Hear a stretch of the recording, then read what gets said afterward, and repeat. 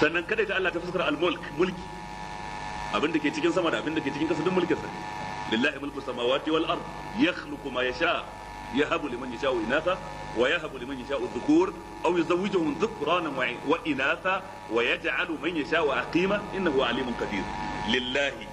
kaga mulku samawati wal ard mulkin sama da kasa duk nashi da abin da ke cikin su subhanahu wa ta'ala an gane ko duk wani wanda ba Allah ba ya mallakar komai a cikin kasa tare da Allah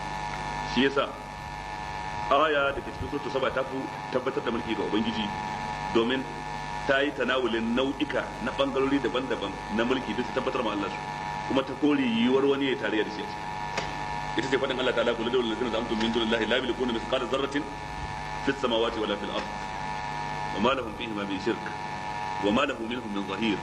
ولا تنفع الشفاعة عنده إلا لمن أذن له حتى إذا فزع عن قلوبهم قالوا ماذا قال ربكم قالوا الحق وهو العلي الكبير ولدوا الذين زعمتم من دون الله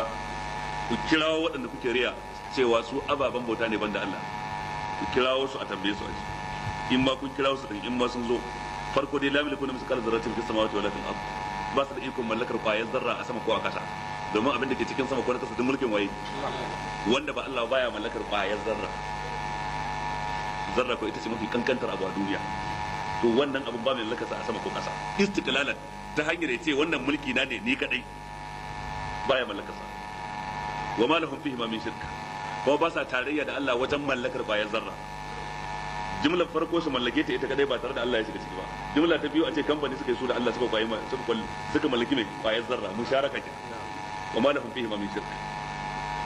abu na uku wa ma lahu minhum min zahir cikin su ba wanda ya taimaka Allah dan ya mallaki kwayar zarra ballan sana abin da ya fi ta girma shi kadai samar da kayansa to tunda an kore ka mallaki abu kai kadai an kore ka mallake shi ta fuskar mai tarayya kai da wani an kore ya zanto kana ta cewa akai in ka taimaka mai shi ya mallaka ga zanto kana ta cewa akai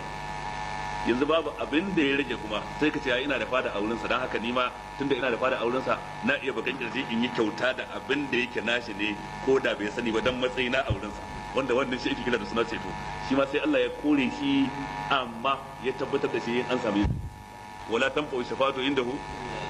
illa liman azna abin da rage shine ka ce ceto ni dan fatan Allah dama mallakar kana da mallaka baka da kun yi tarayya kada Allah baka da wannan ka ce Allah ya mallaka baka da wannan yanzu kawai rage waye ka ce kai dan fada ne a wajen Allah ko ka ce wani dan fada ne a wajen Allah dan gaban goshi ne a gaban Allah zai ya bayar da aljanna ko Allah ya so ko bai so ba to wannan shine ceto shine sai Allah ce wala tanfa'u shafa'atu indahu